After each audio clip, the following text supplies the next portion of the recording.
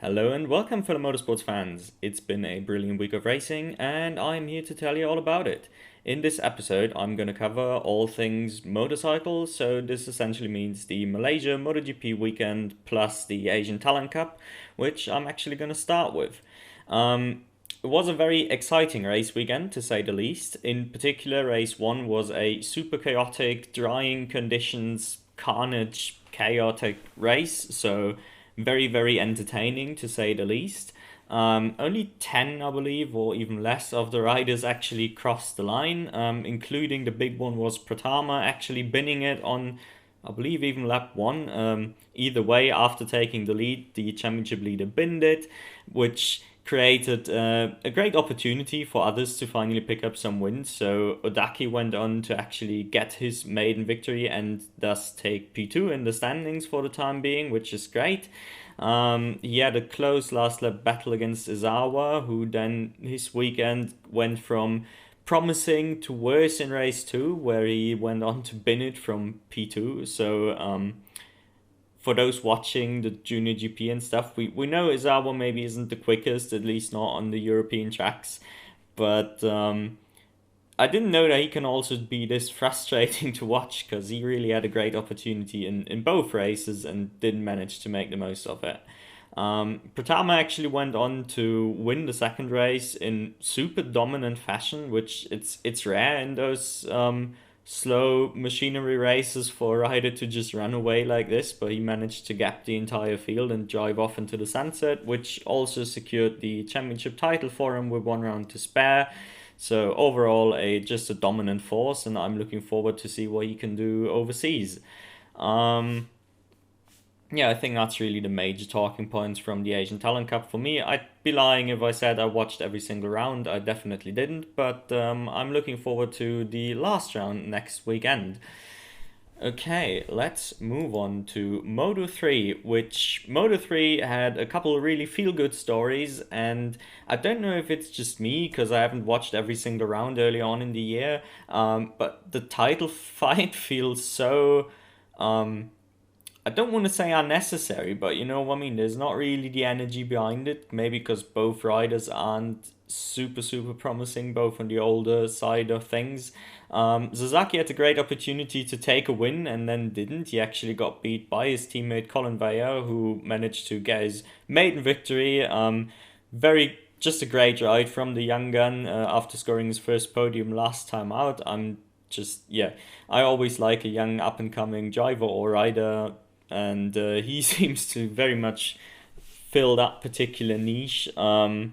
Also, didn't even consider giving his teammate the points for the championship fight. So I do like he's also got a backbone essentially. There was people, I believe, on the subreddit, if I remember correctly, actually talking about him potentially ruining the title for his teammate. Which, yeah, I mean, he's there to make a name for himself, isn't he? He's not there to make a career in Moto3. He wants to move up and on to better things, and to do that, he needs to prove his worth. So you can't do that if just give your teammate what he wants. And I'm sure the other teams appreciate a win on the CV more than handing over a couple spare points to an older championship winner. Moto3 was also quite accident heavy once again. I do remember the big one being Rueda managed to take out himself, and then Unshu and let me quickly see who was the other one. He did get a double, yeah, Bertelli.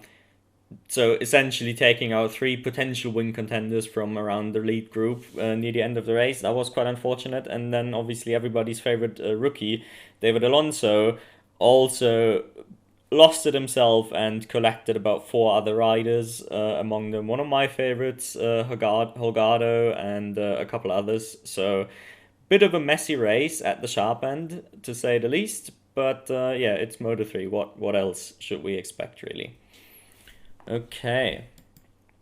On to Moto2, which had Acosta secures championship title to nobody's surprise. We can now call him a Moto2 world champion, which is brilliant.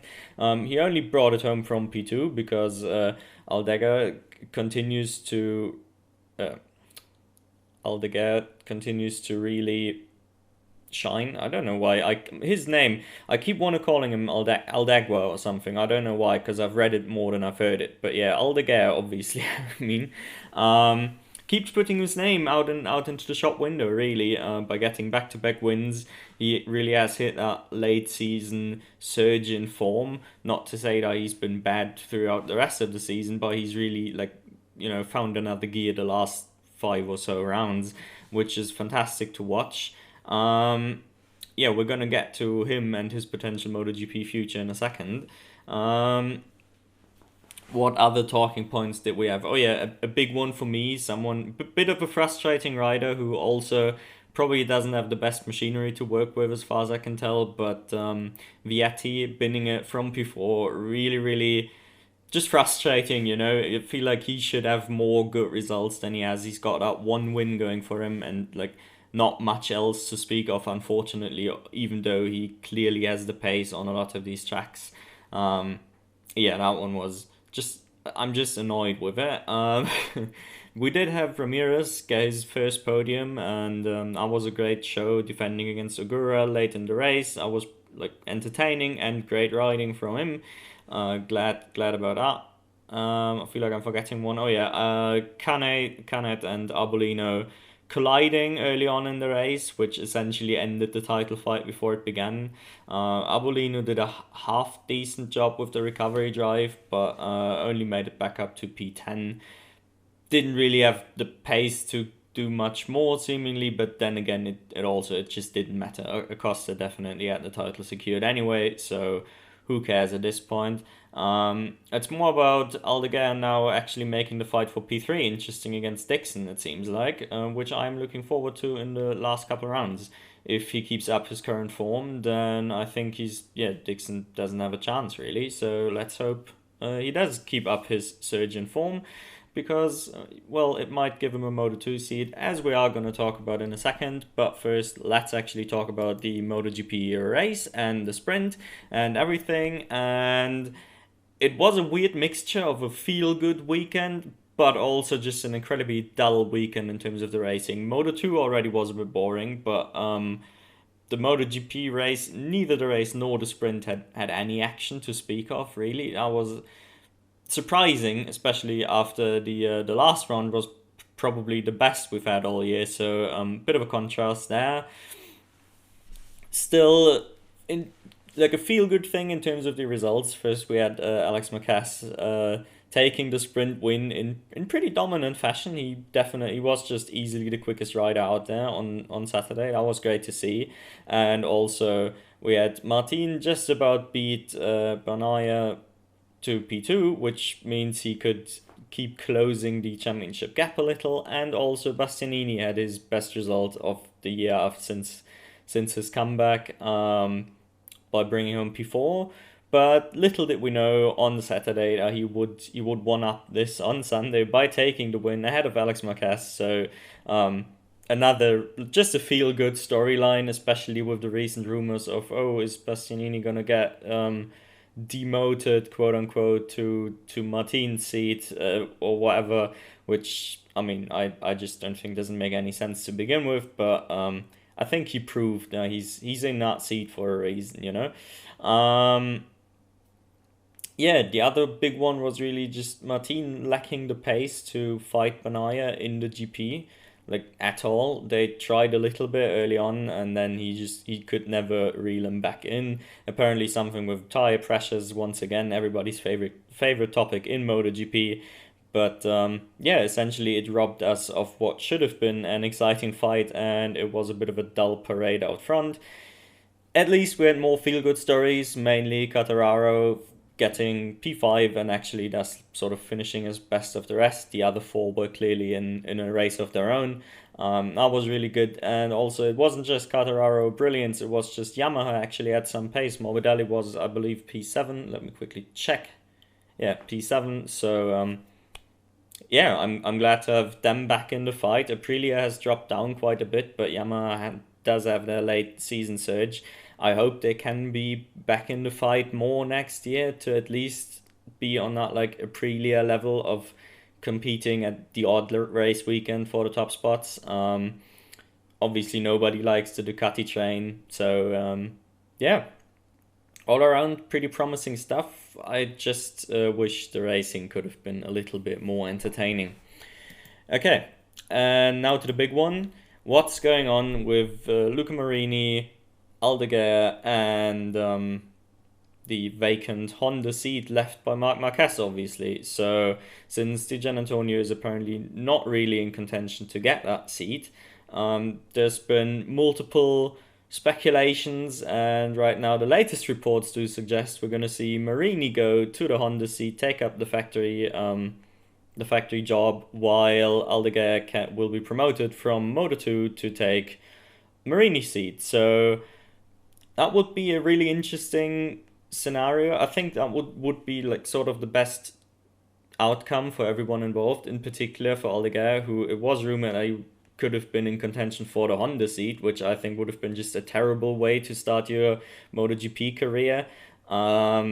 It's still a pretty high pressure seat, but on a shit bike, so that's just no good environment for a rookie, I don't think. For Marini though, it does make sense. He's given Bezzecchi a good run for his money through, at points during the season, but not really across the entire year.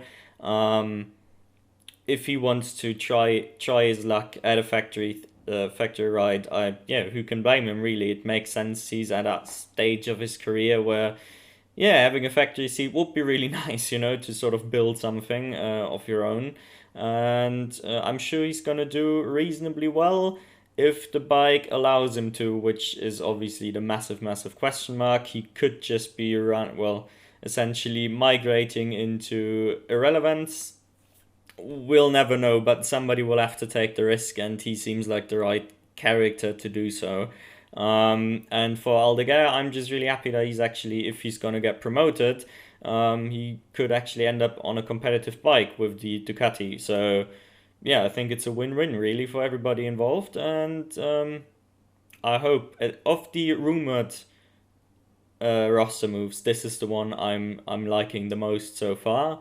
Let's see if it ends up being the one we'll actually see on track next year. Anyway, that's it for this week of the motorcycle edition of Race Week Review. And thanks for watching, stay healthy, and I'll talk to you next week.